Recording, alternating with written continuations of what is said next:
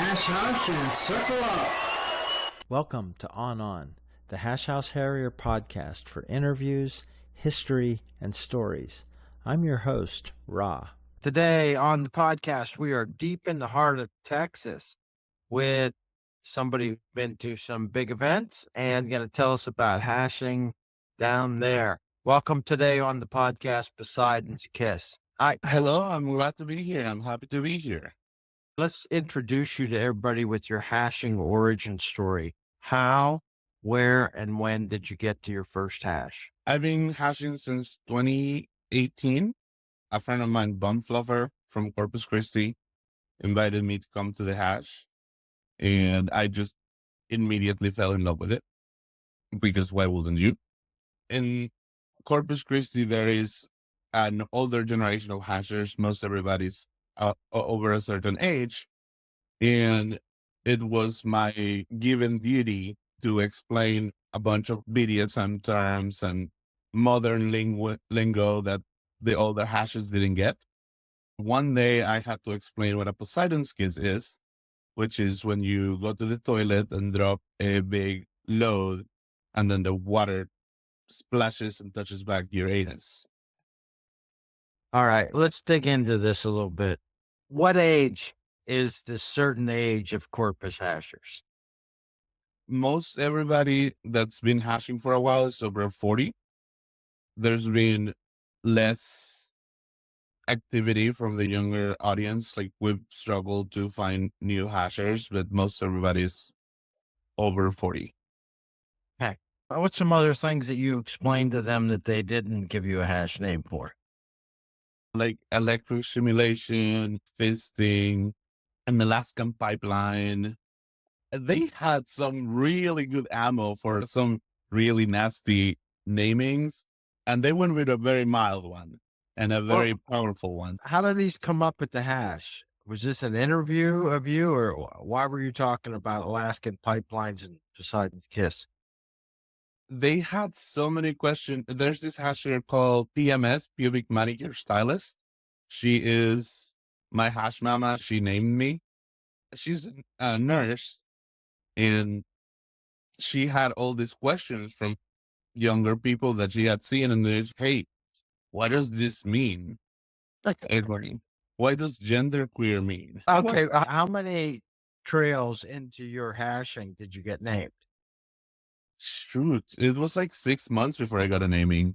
That's why I'm wondering what all these conversations are. Tell me about that first trail. How much did it cost? What was the beer and the drinks? What was the trail? How many people? You said you you loved it right away. What was it like? What do you remember about that first trail and what you liked, why it was for you? I just remember showing up. My friend told me, we're going running. And I told her, I'm not a runner. I'm never going to run. Please don't make me go somewhere where we're running. And she's, you're going to love it. Von Fluffer. So I show up, and a bunch of people just wearing random gear. It's running gear. And I'm just like, who are these people? Why are we here? And immediately we just start following trail. Not even 2 minutes in, we find a check mark. And the first song I hear is, I fucked that whore by the roadside. And right away, she was dead. The skin was all gone from her tummy. The hair was all gone from her hand. That whore, and you right away, she was dead. And I was just like, what the fuck are we doing here? It was so outrageous and outlandish that I was just like, yep, these are my people. This is where I want to be. This is what I want to do. Yeah. Did they sing a song at the check? Is that special checks or first check or every check? How does that happen at Corpus? Song checks are a way for the hair to slow down the pack. If you hear whistles, you draw a song check. Like, every time you hear a whistle, you draw a song check, because that means the pack's right behind you. We're just trying to make sure you don't get caught, because if you get caught, you have to do a circle in your underwear. Oh, so this is something the hairs do live. Sometimes they do it live. Sometimes they lay a death trail and they do like a mix. It's always different. It's always up to the hair. I always say that there's no wrong way to hash. As long as there's a hare and a hound, that's all that matters. Yeah, it sounds like you've got it. You've only just been hashing. When we put it in the scale of things, just 6 years. Of course, the hash is coming up on 90 years Yeah. of history. And of that group that's over 40, how many of them were native Texans, and how many of them did you meet some people who've been hashing around the world? And how did you learn about hashing history? So there's this hasher in Corpus or from Corpus named Ranger Smurf, and everyone knows Ranger. Everyone loves Ranger. It's impossible not to love him. He is very dedicated to making sure that people know the history of the hash, the traditions of the hash, everything from the beginning. He drilled into us remembering remembering DNR, who is the founder of the Bay Area Larrikins hash house areas. He's the one who showed me the ropes as far as history, tradition, what needs to be remembered, the four tenets of the hash. So I owe all of that to Ranger Smurf. I also met a bunch of fun hashers who've been all over the world. My fondest hasher is someone who has passed on. His name was Cornholio, and he got named the New Orleans hash. And when I heard that, I was like, there's a hash in New Orleans. And of course they have the Red Restaurant. And of course they have all this crazy stuff out there. That's a lot of fun to attend. They make so many cool events that I was just like, I need to get into this. Yeah. Let me talk about your on-ramping there. So you loved it.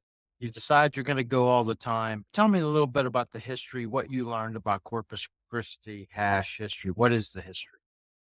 So in 1998, a guy by the name DNR, Damn Near Redneck, decided we're going to hash here and we're going to have fun. They started a group that meets on Thursdays, the Bay Area Larrikins. They've been hashing since 98, I want to say, nonstop. And it's been the most consistent hash here in Corpus. There's also a full moon hash in Corpus. There's a Saturday trail with the Corpus Christi hash house areas. There's a Sunday trail for the Coastal Bend hash house areas. It's all been established for so long that it's part of Corpus. If we look at the time frames, that's 26 years.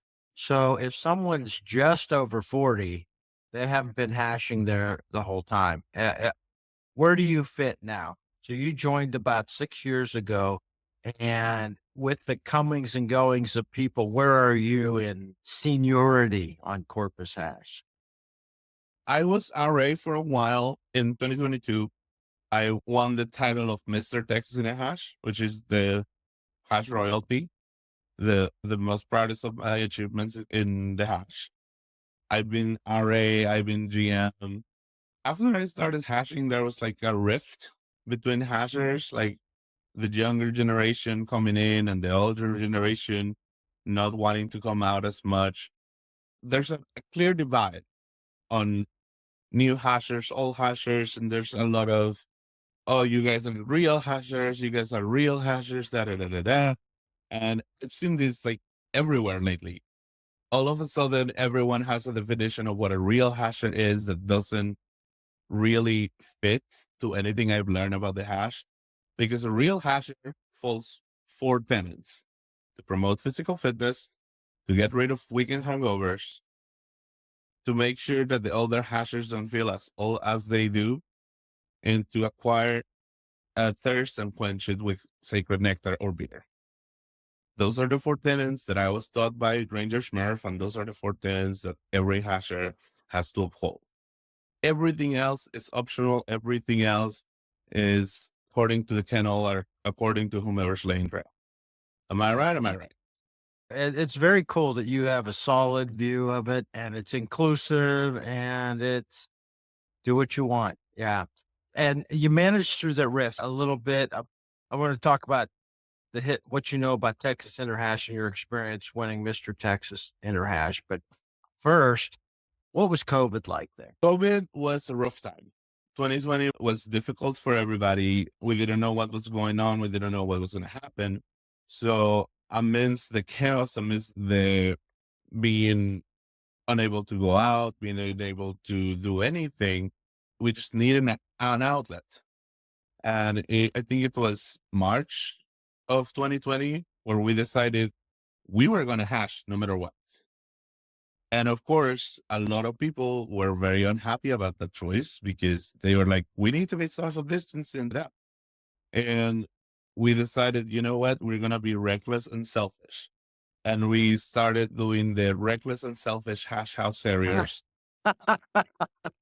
which was its own kennel, which we didn't tell anybody about it. We were just, if you don't want to come, don't come.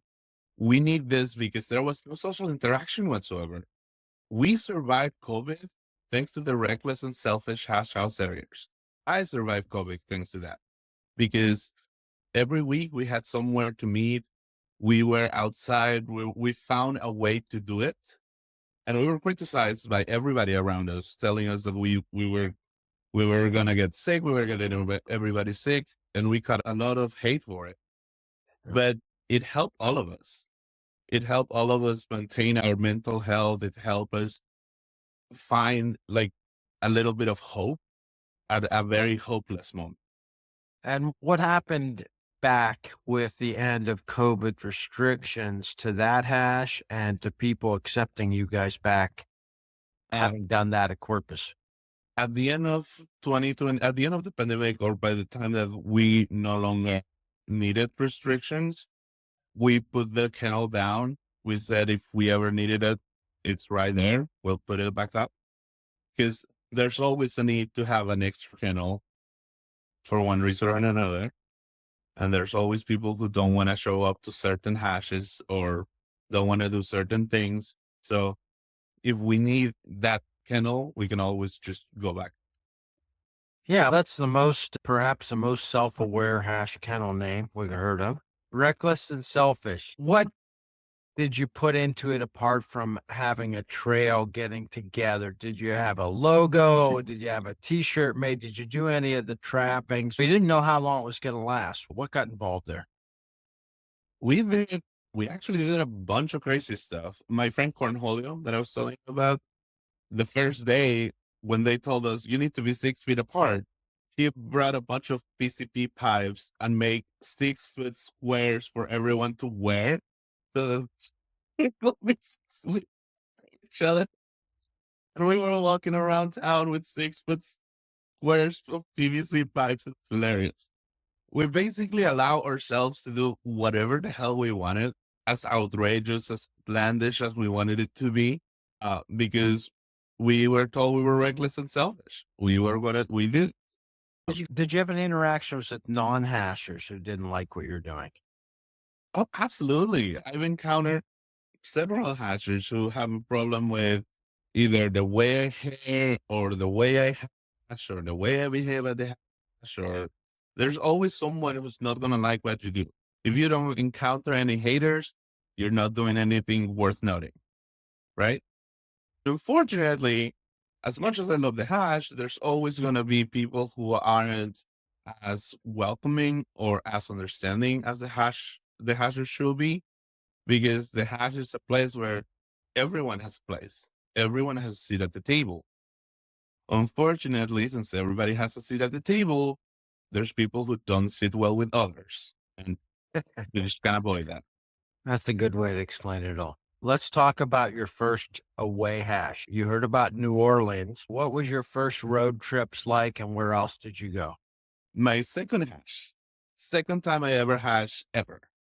I was coming back from a trip in Denver, and my friend, 12-hour boyfriend, who got named at the same time as me, we were hash brothers. We were coming back. We stopped in Houston because we're taking the Greyhound back to Corpus.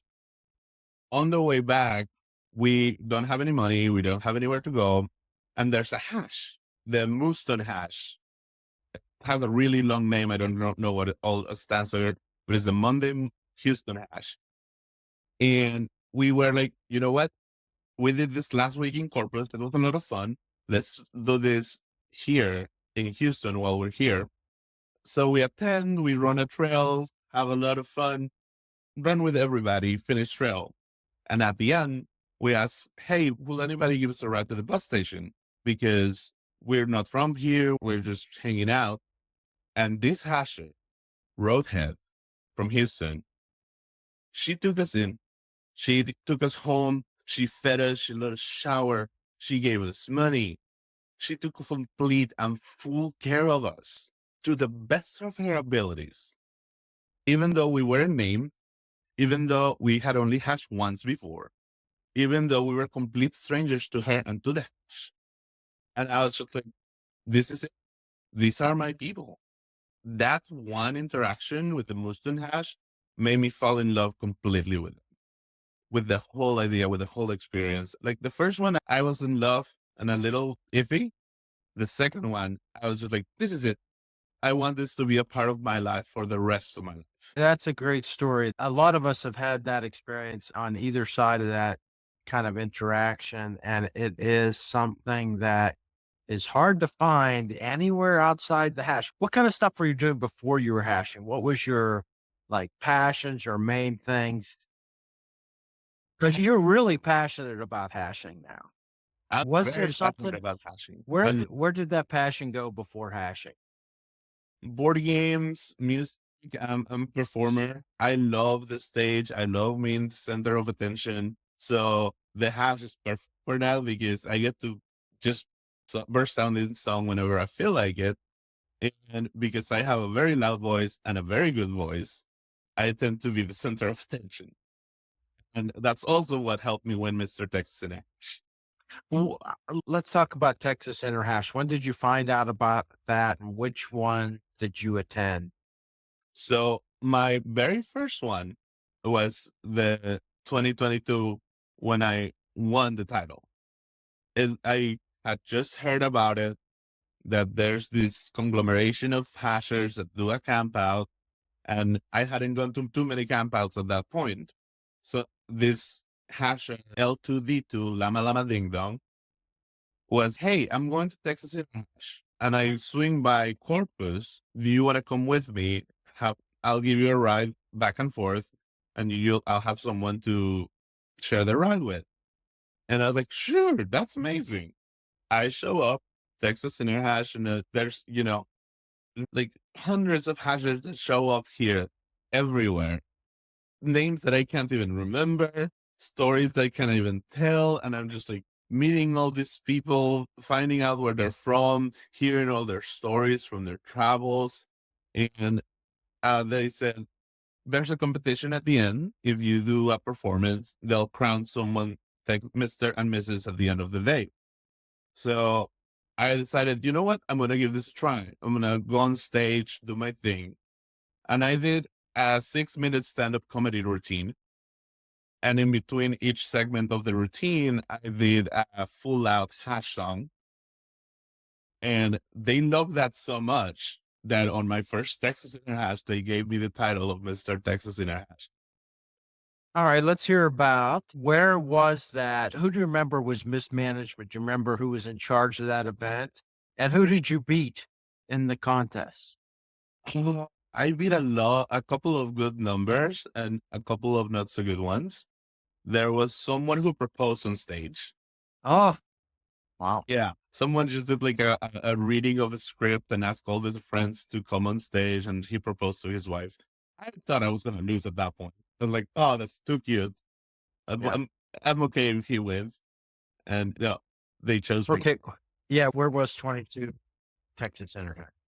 I want to say it was in Nagadoches, but I can't remember for sure because it's been a minute. Yeah. The cool thing about Texas Interhash is that it's not in any one place. It gets passed around from kennel to kennel. Sometimes the Houston people are in charge of it. Sometimes the Austin people are in charge of it. So it tends to change location. It was a beautiful place, open camping, out in the middle of nowhere, no neighbors around, clothing optional. It was a fun time. Excellent. Where else have you traveled to hash? I've been to San Francisco. I've been to New Orleans. I've hashed with both of them. In the year I won Mr. Texas Hash, I decided to travel around as much as I could with title. So I got to visit almost every major kennel in Texas. I did Houston, Austin, San Antonio. I did everything on the south side of the border. Met with the Wednesdays hashers in San Antonio, the Sunday hashers in Houston. Just tried as much as I could to travel that year, and I managed to get a bunch of patches that I have in a little sash that says Mr. Texas Hash. A bunch of campouts Nice. too. Austin has an amazing camp out that just in the middle of summer, all the Austin hashers gather together and 3-day weekend, nonstop shenanigans, trails, food, alcohol, whatever you might think. You know how they. Uh, Sure. So you've been in since some interesting stuff has happened with the larger events. The Texas Interhash, a big long running event, but we also have continental and national things. What have you heard about America Interhash and what happened during the time you were hashing? Because it's going to New Orleans next Halloween. I'm sure we'll meet there. I just heard that the American Interhash is going to be in New Orleans next year. I'm hyped. New Orleans is one of my favorite places to hash. It's fun just to be there. Being there with the hashers is even more fun. I didn't know there was an Nash hash until last year. I just didn't realize there was so many different congregations of hashers. It slowly crept up to me like how big the hash is when I started going to all these campouts and realizing, holy cow, all these people are coming from Romania, Japan, from all these different places just to hash with us. I even met a hasher who didn't speak any English because she came from Japan to one of the campouts. And we had the funnest time just interacting with each other without understanding each other's languages. It was fantastic. That's great. What about your off ramping from mismanagement? You were in stage time, GM, RA. What about when you let go of those? How does Corpus do changeovers of mismanagement? Not well. Not well at all.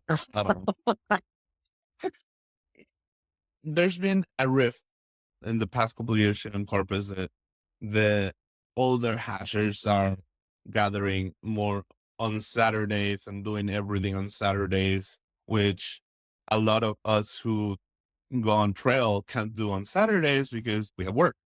I work in a restaurant, so Saturday's a busy day for us, and I can't take the time off from work.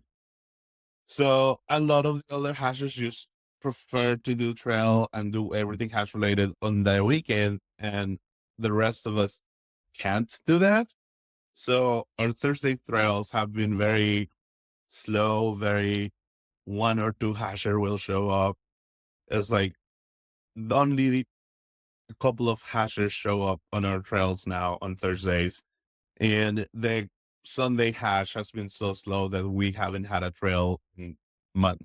Right now in Corpus, there's a new dynamic that's forming, a new way of these kennels to interact with each other. So it's not fun because there's a lot of pressure from all these older hashers who will say, oh, it has to be this way.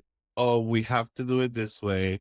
Or if you do this, you're not real hashers. Or if you don't follow these traditions, you're not a real hasher. It creates a lot of stress and a lot of problems. There's a lot of conflict in that area. The division of power and the what should be versus what it has to be for the hash to continue. I agree with you. I hate the word real as an adjective. There are organizations where people are passionate, they feel ownership. Then they want to say, you're not a real leader. You're not a real Toastmaster. You're not a real scout. To me, it's nonsense. And I do agree with you. That's not trying to bring people together and ignore differences. Yeah. Okay. Traveling hashing with working on the weekend, that's got to be tough too. So you got to take time off to get your travel hashing in now. Yeah. Thankfully, I work in a place where if I give my boss enough advance, I can take off up to half a week if I need to. So they've been very accommodating every time I decide to travel. And normally I do have to say no. Like I had to skip a Hashtoberfest, which is the biggest event we have here in Corpus, where we all gather at the beach, camp out, 3-day weekend, party nonstop. But sometimes we have to work. Yeah, that's Sometimes probably a big commercial weekend too. What about you on trail? You said, I'm never going to run. So what's happened to you? Do you get to places where you say, uh-oh, or has there always been walkers? Certainly at big events, there's always going to be plenty of walkers. the trails in Corpus seem to be either really short or really long, and nothing in between. Uh, I prefer short and simple, short trail, long circle, but not everybody's like that. So when I run trail, I make sure there's something special about it. Sometimes I'll do what I call a Riddler's hash. Instead of leaving a beer near or a beer here, I'll leave a riddle for them to solve to figure out where the beer is hidden. That's great. Or instead of leaving marks, I'll leave post-it notes in specific places to guide people through the trail. We've also done like texting hash, where they'll text you a clue as to where the next stop is and you got to figure it out. We try to have as much fun as we can because that's what the hash is for, to have fun. Yeah. It's good. When I started interviewing this, part of it was to get history from some of the people who were no longer hashing because they aged out and they couldn't move or get out of their house or everything. So we have a long history. But what is common that you pointed out around the whole world in a lot of places is the lack of a new generation, people who respect and learn the old history and traditions, which is great. And then keep the hash alive, whatever form it takes, and take it through. Everybody's been through these waves of changing people, changing personalities, discussions, conflict, and everything. It's interesting to hear that in just these 6 years, you've been through a lot of things. What did you pick up apart from patches? What about t-shirts, hats? How important to you is hash gear? I have hash gear everywhere. I have fanny packs, dry bags, towels. I actually have my 6th inner hash towel from 2022. Yeah. It's really cool. I try to buy at least one thing every time I go to a new kennel. It'd be a shirt, shorts, shiggy socks, whatever. And I want to say 30% of my wardrobe is hash stuff, including like red dresses, pink dresses. We do a pink dress run here in Corpus to collect money for cancer awareness, for cancer charities. We do Monica Lewinsky, deep blue dress, cum stain dress, right? Yeah. Yes. That's great. Your first song was Dead Horse. What were the songs that you thought would fit with your stand-up comedy or would get you the Texas Inner Hash thing? Do you remember what songs you used between your sets? Yes, I did Como la Whore, a little twist on a classic Selena, because you can't do anything in Texas without talking of Selena. I did the Star Spangled Banner, which I actually wrote. I rewrote the Star Spangled Banner and made it into a hash song. I can't remember the third one for To Save My Life, but those two were so good that just it worked. Yeah, great. Do you have anybody else you want to call out, people that you've met, or that if you're going to, do you check the who's coming list if you're traveling somewhere, or you just go every time you can, anywhere you can? Oh yes, absolutely. This guy, I Fuck Me Too. He just showed up in Corpus one day and we were like, you know what? We're having trail. I don't care. We're gonna have fun. And he fell in love with Corpus so much he comes and visits like once a year at least. And if I see him there, I'm just like, hey, I Fuck Me Too is coming. Kinky Candied Ham and his wife, drowning in dicks have always taken care of me and have always been so nice to me. There's also Epic Fail. He's always been an amazing friend to us. The year I won Mr. Texas in a Hash, the sorting rack from Houston won Miss Texas in a Hash. And we did Mr. and Mrs. Trail throughout the entire year. She is awesome too. They made her a cardboard cutout of her, and I took her everywhere with me. It was hilarious. That's great. And McPisser, one of my favorite hashers, always fun to hang out with. If I see he's coming, I know there's going to be a good time. Yeah, you two singing together. I hashed with him, boy, in Europe. I don't know if I've hashed with him in the U.S. ever, but just this past summer in Brussels, the year before either Estonia or Germany. So yeah, he's a good friend too. He told me some of my favorite songs. Yeah, he can do it all night long from behind the microphone. He doesn't need a microphone. He's like you. He's got the booming voice too. I've been trying to get him on here to tell stories and sing songs, but we haven't He's worked also that out yet. Mr. Texas in a Hash. He won the title once too. It seems like being able to sing is a good idea if you're going to compete for Mr. Texas Interhash. It helps. If you explain the hash to somebody, we're going to talk about what you think the future of hashing and the future of Corpus and how the bumps are going to get ironed out, what's going to happen, what you think. But what about things that have happened? Have you guys had white powder events? The white powder scares? Have you heard about those where people will see trail and think it's anthrax? That happened a lot. So Have you guys had that? I personally haven't seen that, but I know that was a problem before I started hashing, where hashers have been stopped by the police before and questioned about what we're doing and why we're doing it. So now we have a report with the Corpus Christi Police Department. They know who we are. They know our hash names. They know what we're doing. Yeah, they're familiar with the hash. And we'll tell them, oh, yeah, we're with Ranger Smurf. And they'll, oh, okay, we got you guys. So that's happened before. Okay. So it had, oh, it has. Okay. What has gone wrong? What was your worst day of hashing? Not necessarily your worst day, but all this has gone up the wrong way. My one time that we did have issues on trail, it was a very short trail. Cornholio and I invited a virgin out, and we usually meet at the Sacred Whore here in Corpus, the Selena Memorial. And our friend, just Frankie, it was his first time, and the police showed up and they questioned us, and he was scared out of his mind because it's his first time coming and the police show up. We got into an argument with some guy who was looking after the memorial, and this guy has an issue with us because we're always there doing our thing. But he called the police on us. My friend, just Frankie, he got so spooked from the hash, he never came again. Yeah. Okay. Yeah. Things happen. You know some. Yeah. Tell me about your friendship with Cornholio and how you handled his passing. Cornholio was my first hasher friend.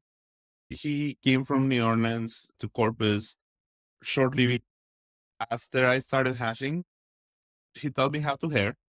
He was the first person to go hair a trail with me. He showed me the ropes. We did a lot of stuff together, and after a certain point, we were having issues with the older hashers, and there was a lot of friction, and we just wanted to do a trail. We just wanted to have fun.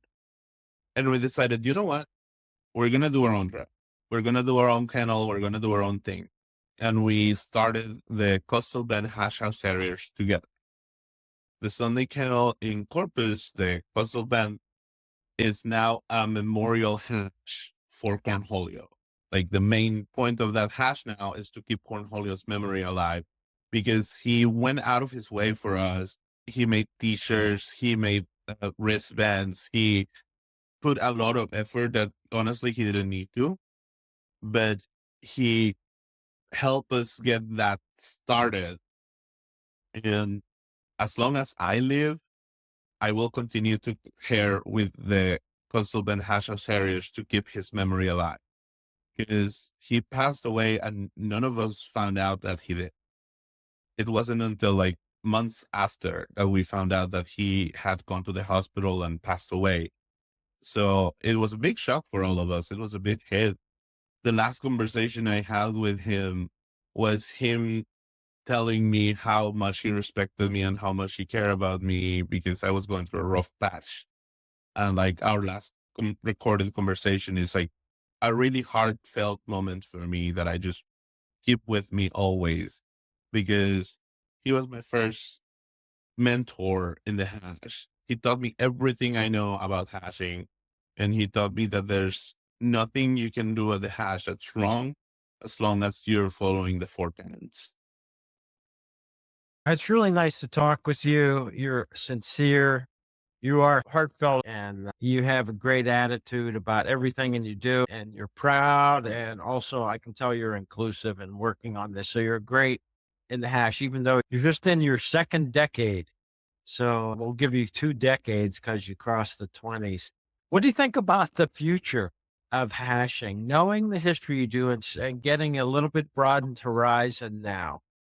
The world's changing, and of course, it's way different than it was when it started Kuala Lumpur. It's way different when it boomed in the 80s and 90s. We have drunk driving laws that are enforced almost all over the world now. The whole world's changing. What do you think? So I think the hash is alive. The hash is this thing that no one can really control. No one can really put a border on or limits on. The hash is a thing that's alive and that's going to continue to morph and transform into whatever it needs to, because people keep finding it and falling in love with it. And that's not going to stop. As long as we keep making these spaces for people to have safe fun, it's going to continue. There are a lot of older hashers who want to keep things traditional and do things the way we do because it's always been the way to do it. But at some point, you gotta become more flexible about what you're doing because it prevents people from joining. There was a lot of times where here in Corpus, the older hashers were so adamant about tradition, about what the hash is, that they turn off a lot of potential hashers from ever coming back. There has to be that kind of flexibility where we can't hold on to tradition so tight that we are pushing people away. It's not going to stop. Like the hash is going to continue. As long as there's life in me, I will continue to hash. I will continue to hair. I will continue to bring virgins and name. So long as I live, there will be a hash. That's great. That's a great summary. I think the hash's future with you being part of it. I think that's good. Something we can all have a little bit of good hope for. I assume you're going to just keep traveling and as life goes on, find more events. It sounds like any event you're at, people should come up and say hi. You're very happy. You have a great attitude for hashing. You seem just, even though you've been in a few years, some people will hear this podcast and say, what are you interviewing a guy that's only been in the hash for 6 years? But you really get it and you have a great attitude. It's great to talk to you besides Kiss. Yeah, no, I love the hash. I'm very passionate about it. I tell everyone I know about it. Whenever I go to an event that is not hash related, I just hash, hash, hash, hash, hash, hash. I have my whole intro to the hash spiel done, memorized by heart. And I actually have a YouTube video that is an intro to hash, so I can send people a link and be like, here, this is the central. This is what you need to know for trail.